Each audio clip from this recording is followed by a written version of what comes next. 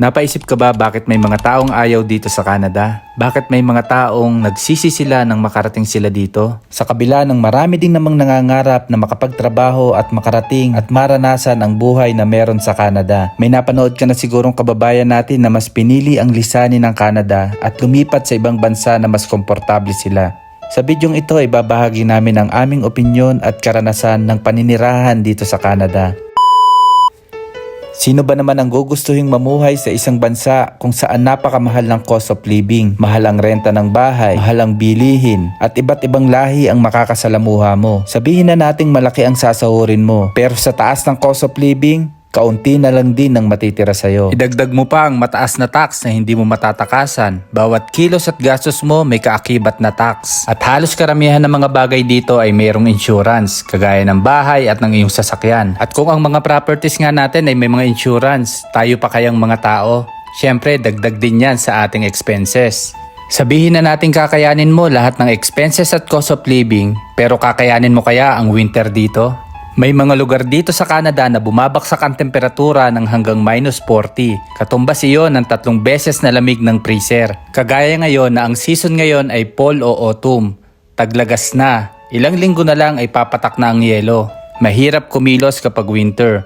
Bukod sa malamig na ay madulas pa ang mga daan. Hindi luho ang pagkakaroon ng sasakyan dito, kundi isa sa pangunahing pangangailangan. Lalo na kapag may pamilya ka at may mga maliliit na bata. At kung wala ka namang sasakyan, magtitiis ka ng lamig bago makapunta sa iyong pupuntahan. At syempre, kapag meron kang sasakyan ay idadagdag mo ito sa iyong expenses. Sa 4 na season na meron ng Canada, winter ang pinakaayaw ng karamihan dito. Kadalasan ang mga tao dito ay pinipiling magbakasyon at pumunta sa maiinit na lugar para lang matakasan ng lamig ng winter. Madalas kasi kapag winter dito ay nasa loob lang ng bahay ang mga tao dahil na rin nakakatamad lumabas. Kaya tinatawag din nila dito ang winter na seasonal affective disorder or SAD. Nakakalungkot, di ba? Sa lahat ng sinabi ko, sino ba naman ang magnanais na pumunta pa dito? Marahil nga ito ang realidad ng buhay na meron dito sa Canada.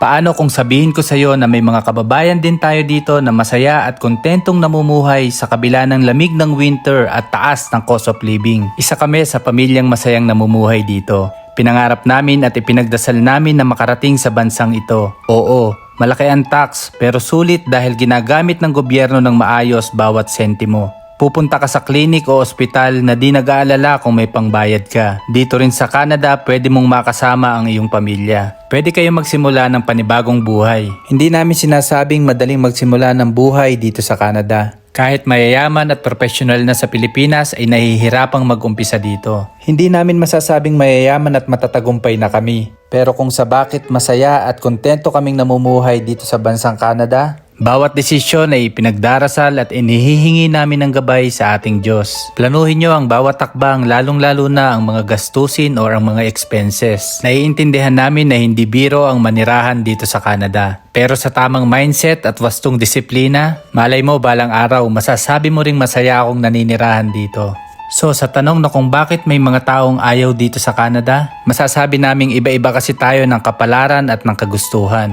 Sabi nga sa Philippians chapter 4 verses 11 to 12, I am not saying this because I am in need, for I have learned to be content whatever the circumstances. I know what it is to be in need, and I know what it is to have plenty. I have learned the secret of being content in any and every situation, whether well-fed or hungry, whether living in plenty or in want. Isa itong paalala ni Apostol Pablo para maging masaya at maging kontento tayo sa buhay at magkaroon tayo ng kapayapaan na nagmumula sa ating Diyos. Lagi mong tatandaan na ang kasiyahan o ang pagiging masaya ay walang pinipiling lugar. Basta matuto tayong magtiwala sa ating Diyos.